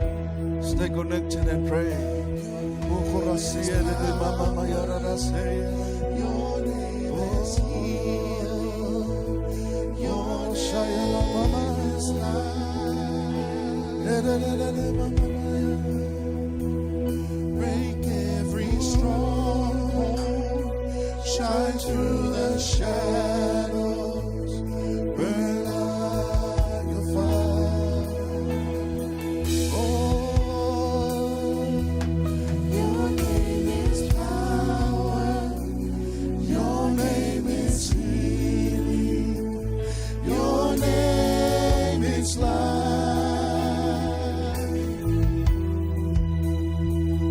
Break every stronghold.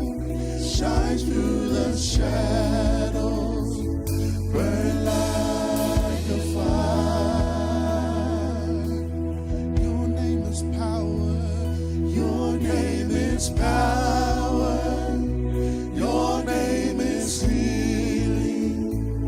Your name is life.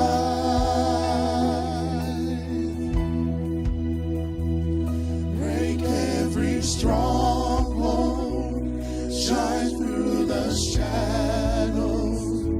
Burn like a fire.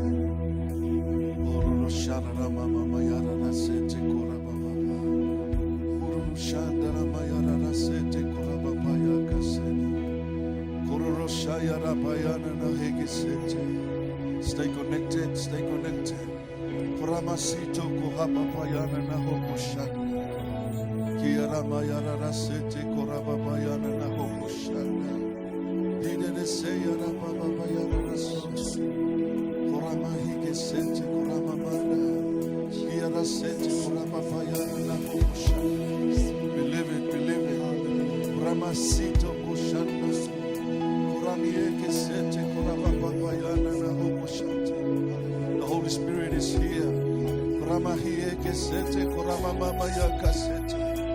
Uroroshaya rama mama ya rasoto. Kororoshia rama ya rasekete baba. Ikeresaya rama mama na hokoshaya. Ireresete cry out to God, cry out.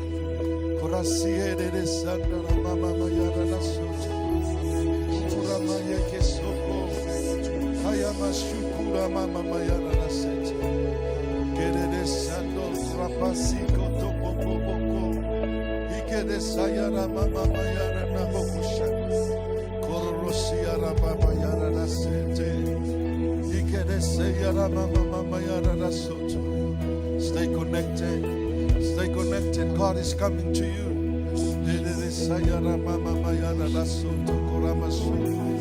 Ikede sayano bahaye sete korabapa.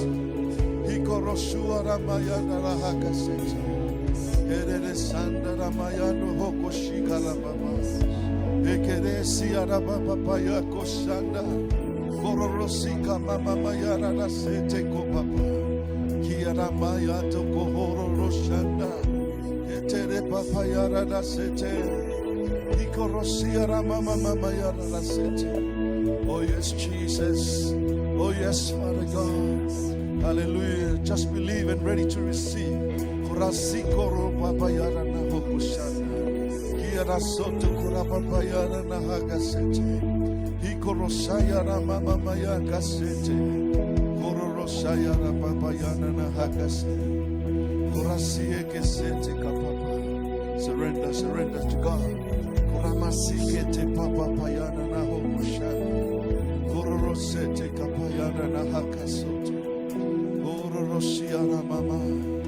Ikelesiana papa payana na hokushana. Eresete. Kuramahaya sioro roshana na mama. Kurorosika na papa payana na sete. Keresika na mama payana.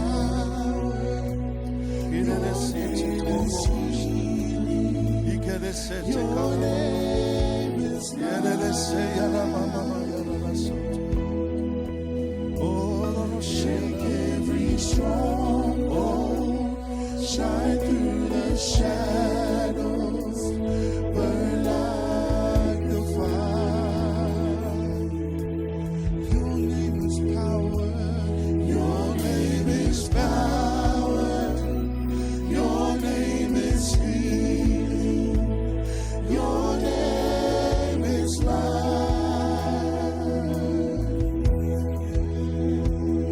Break every stronghold. Shine through the shadows. Burn like a fire. Shout Jesus, shout Jesus. Shout Jesus from the mountain, Jesus in the streets, Jesus in the darkness over every enemy, Jesus for my family, I speak the holy name, Jesus. Shout Jesus, shout Jesus, shout Jesus from the mountain, Jesus in the streets, Jesus in the darkness over every enemy, Jesus for my family, I speak the holy name, Jesus. Shout Jesus, shout Jesus from the mountain, Jesus in the street, Jesus in the darkness over every enemy, Jesus for my family, I speak the holy name, Jesus. Shout Jesus, shout Jesus from the mountain, Jesus in the streets, Jesus in the darkness over every enemy, Jesus for my family, I speak the holy name, Jesus. Your name is power, your name is power, your name is healing, your name is life. Break every stronghold,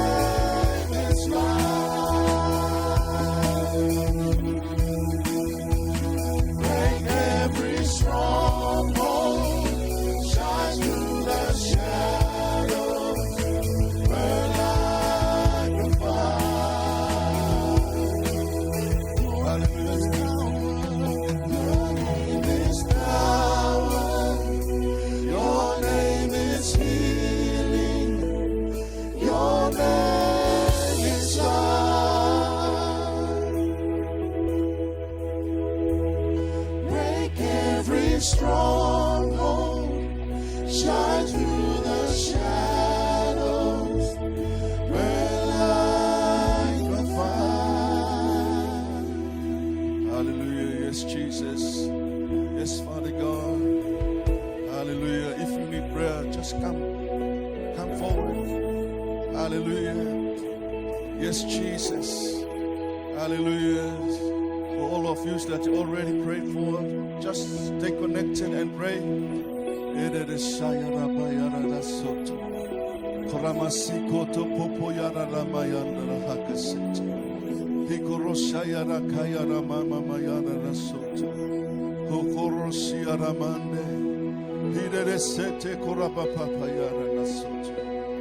Oh yes, Jesus. Oh yes, Father God. Hallelujah.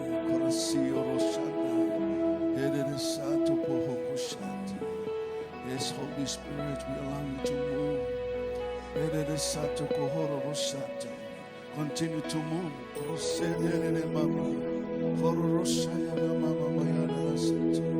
May the revelation knowledge of you, Lord. Word of wisdom, word of understanding, and the revelation of your word, O Lord, reveal to your servant.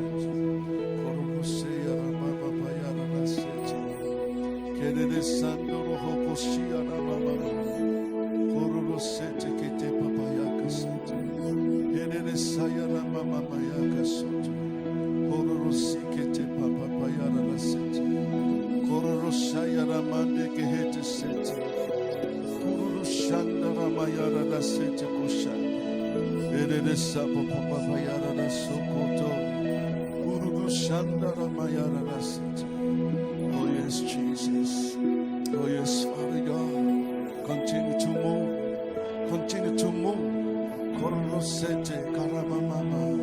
Holy Spirit, we allow you to move and continually move in this place. Let the fire of the Holy Ghost come.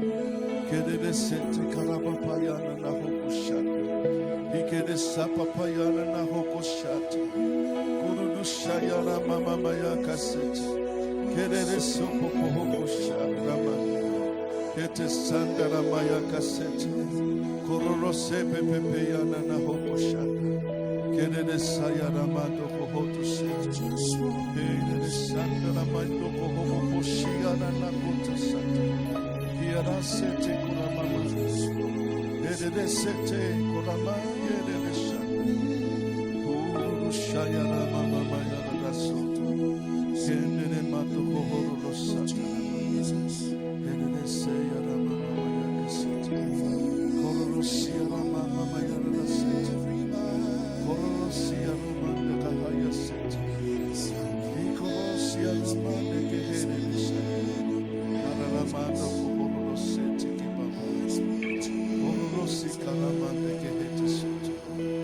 Oh yes, Jesus. Oh yes, Father God. I just want to see Karamanda the Hegeset Romanda. Here the set Roboro Roshani. Here the set Ramanda la Haya set Koshani.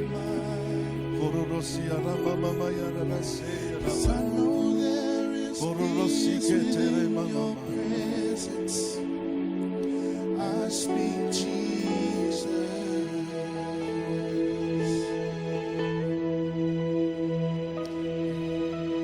I just want to speak the name of Jesus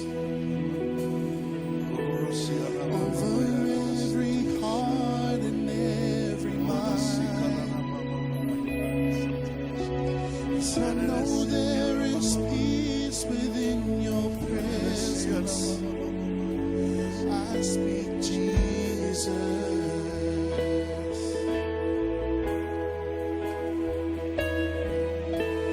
I just want to speak the name of Jesus till every dark addiction starts to break, declaring there is hope and there is freedom. I speak Jesus.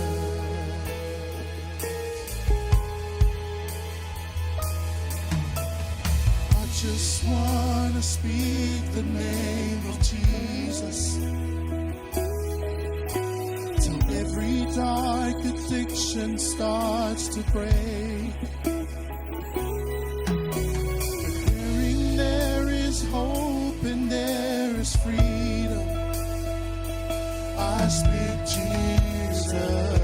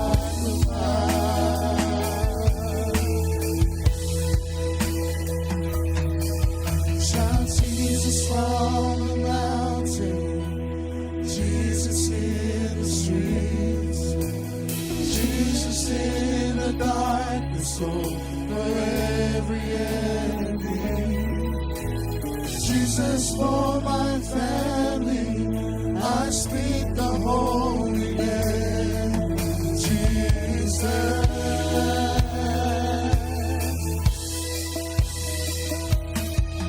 Shout Jesus from the mountain, Jesus in the streets, Jesus in the darkness over every enemy.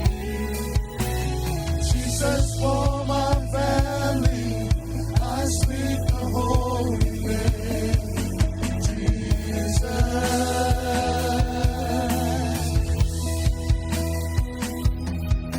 Shout Jesus from the mountain, Jesus in the streets, Jesus in the darkness over every enemy. Jesus for my family, I speak the holy name, Jesus. Shout Jesus, shout Jesus from the mountain, Jesus in the street, Jesus in the darkness over every enemy. Jesus for my family, I speak the holy name, Jesus. Your name is power, your name is power, your name is healing, your name is life.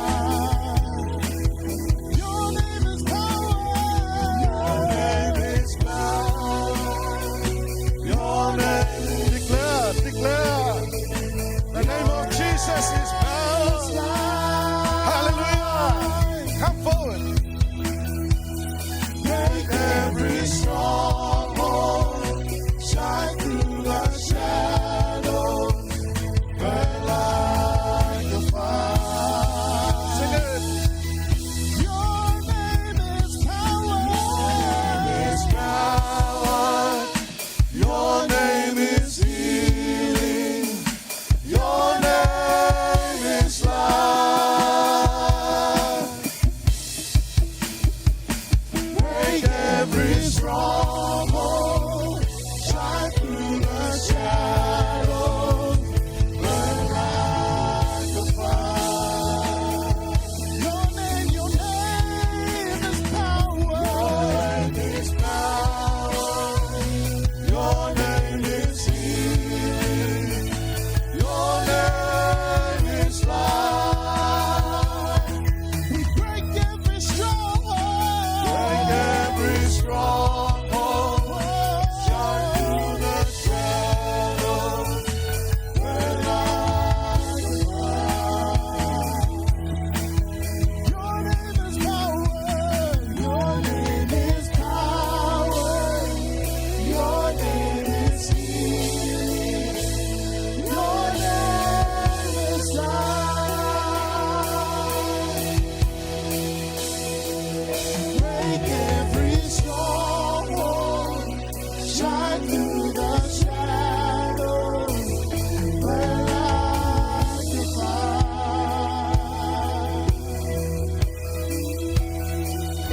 Your name is power.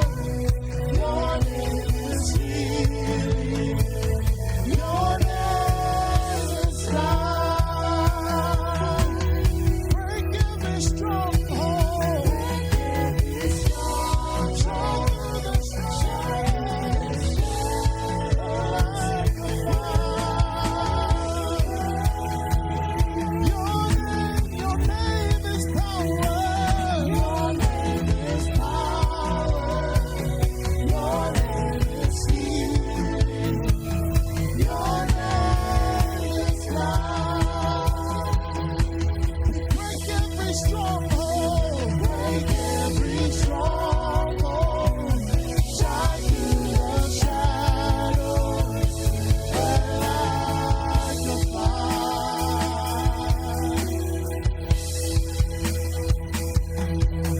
Shout Jesus from the mountain. Jesus in the streets.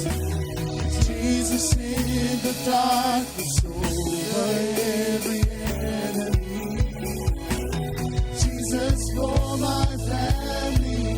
I speak the holy name. Jesus.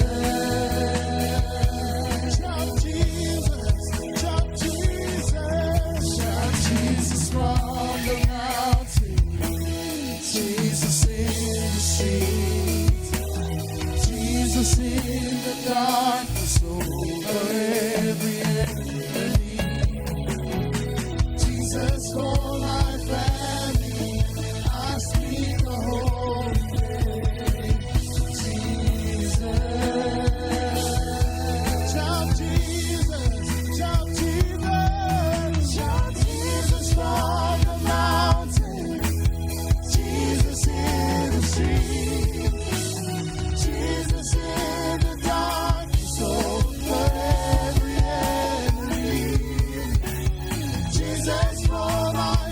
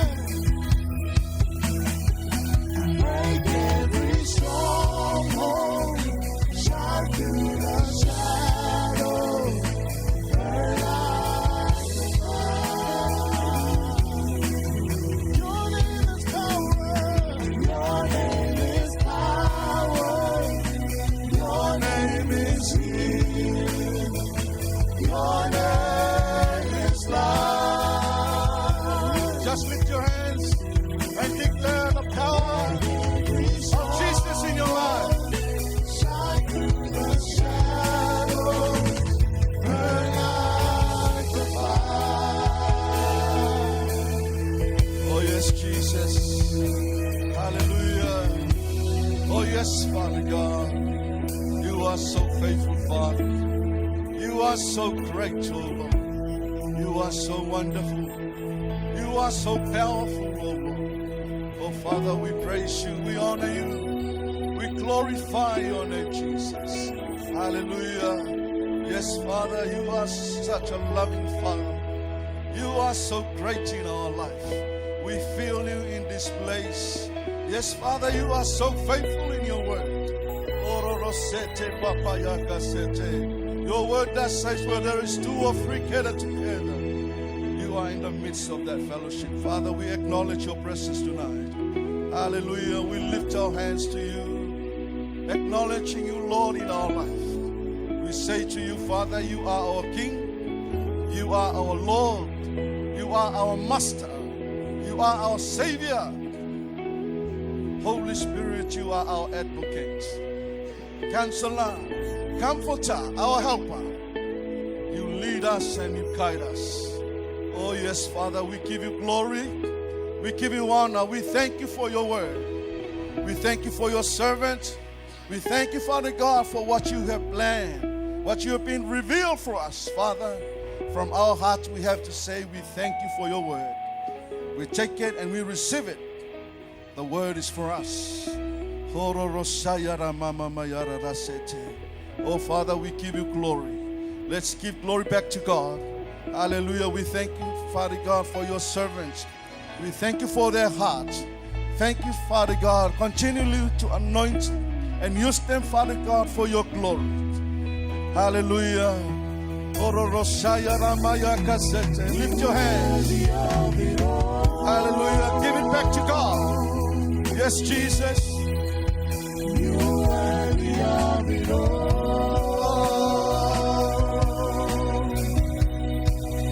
Oh, from you are all things, to you are all things. You deserve it all. Sing, you are worthy. You are worthy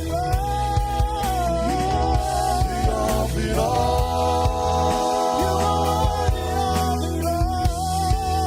You are worthy of it all.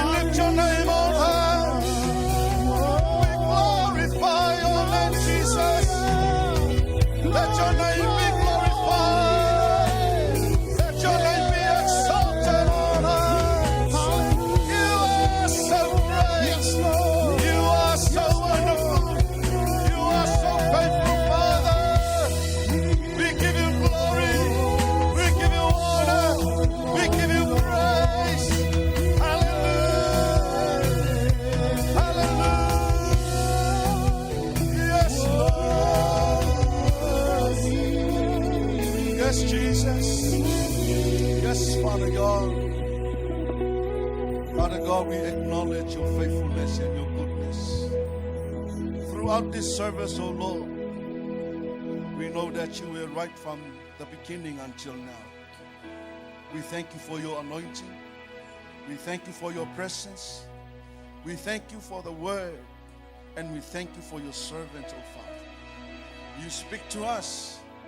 Father God, we humble ourselves and we receive and we take your word. This is the word to encourage us, to build us up, letting us know how to navigate faith in our life, how to understand circumstances coming against us. We have to stand up and let the light within us shine to the world. Let that salt fill those people that they need you, Lord Jesus. Father God, we thank you for your word and we thank you for your servants. We thank you for your people.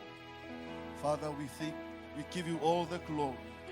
We give you all the praises. We give you all honor, power, and dominion.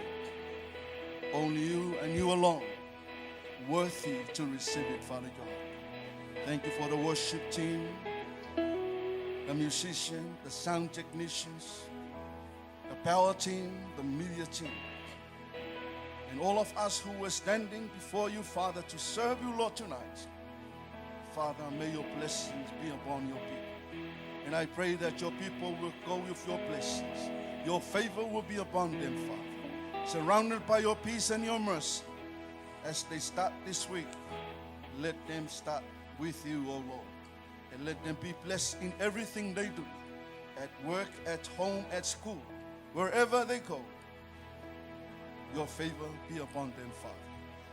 For tonight, Father, let your name be glorified. Let your name be glorified. In your wonderful name, Jesus, we praise and we worship.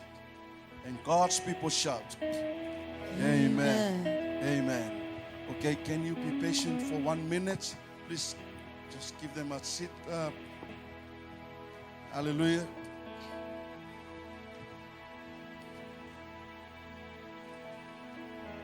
Just take a seat. Take a seat. Hallelujah. We don't want to take it lightly, your presence tonight. You know, from our hearts, we have to acknowledge the work of the Lord in your life.